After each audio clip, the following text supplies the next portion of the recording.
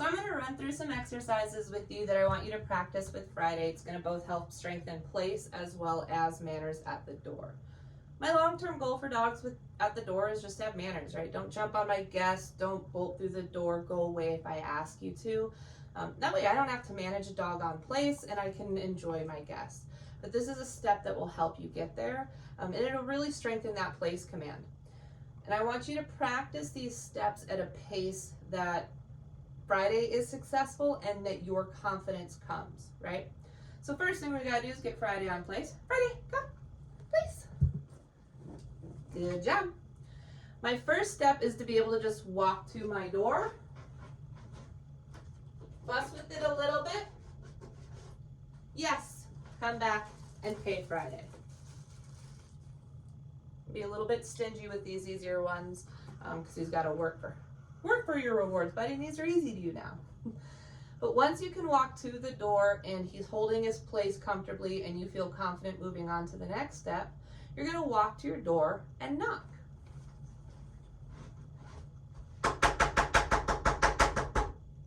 Yes. Mark it if he holds it with that yes. Come back and pay.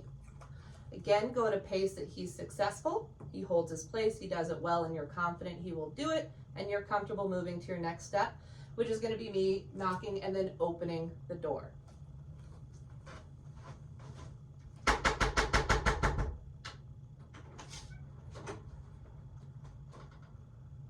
Yes.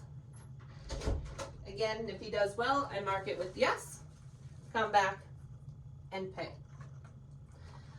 Your next step, once you can walk to the door, knock on the door, open the door, I'm going to add in an excited voice as if I'm greeting my guests, and actually you'll hear me drop my voice to imitate a secondary guest. I don't have a lot of people coming to my house, so this is a great way I can get in repetitions. So again, knock on my door. Hang on just a minute. Hello? Hi, Sally, good to see you. Oh, come on in, big dog. Yes.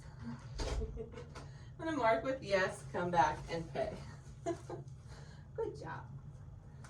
Now, if he gets up in any of these steps, wherever he is and wherever I am, I'm going to mark with no, and I'm going to remind him to go to place.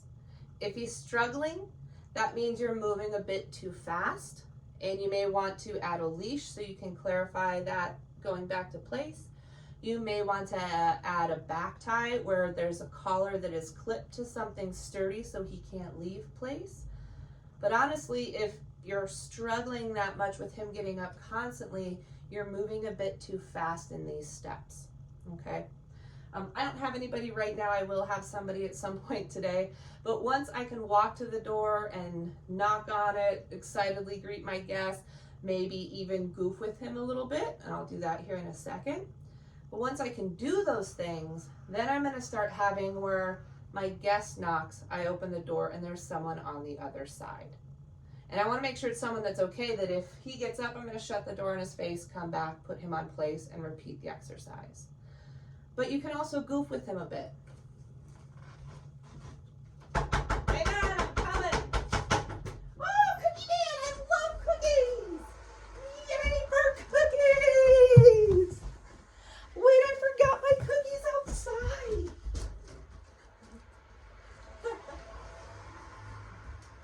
Yes. So you can kind of add in some extra things to goof with them a bit. Good job, buddy. Break, go eat it.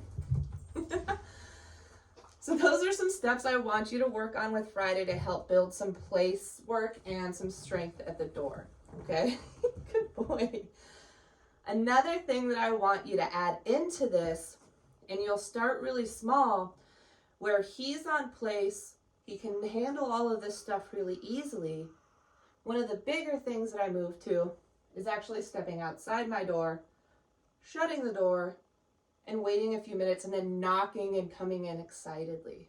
So first few steps are going to just be you walking outside, shutting the door, opening the door, coming back and paying really quickly.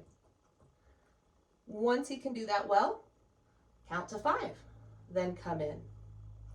Once he can hold a minute really well, Go back to just going out the door, waiting a second, and then knocking. I want to build up some duration before I'm going to add the distraction of knocking. But this is what it'll look like for you guys.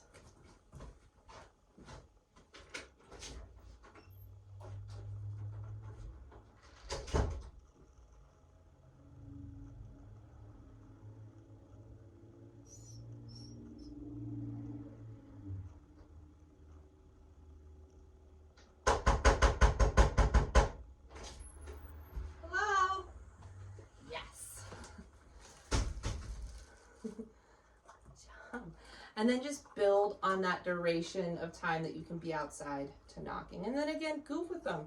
Come flying in and running to get your cookies and run right back out. Doing these things, kind of creating unpredictable scenarios, will make it easier for him when you have a boring guest come by. Now, until you have this kind of comfort with him at the door and the excitement of running in and out and knocking and stepping outside and waiting out there, and he's holding place really, really well, that's when you can start adding in your guests. But until then, I'd strongly recommend just putting him in the crate when you have guests come over.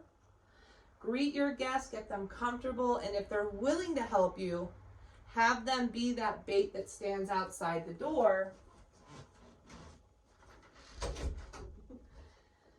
It's either you go and knock on the door and then open it and there's a guest, or have them knock, you go open it and there's a guest. But that way you have time to greet your guests, get them comfortable, get yourself comfortable, kind of explain to them what, hey, I need your help here. Can you just stand at the door, ignore him? I might have to shut the door in your face to go back and correct him. Because if you wait until you have guests come over, you're excited, he's excited, the guests are excited, it's overwhelming for him to try to learn in that moment, and really likely for you to just go, forget about it, it's just too much, and not work on the obedience end of it. So I'd recommend crate until you can get through these steps really comfortably with him. Ready? Break. Good job, good guy. He's become my lazy little bum and I love it. Good job. You ready? What do you think? All right, let's go. He's going to work.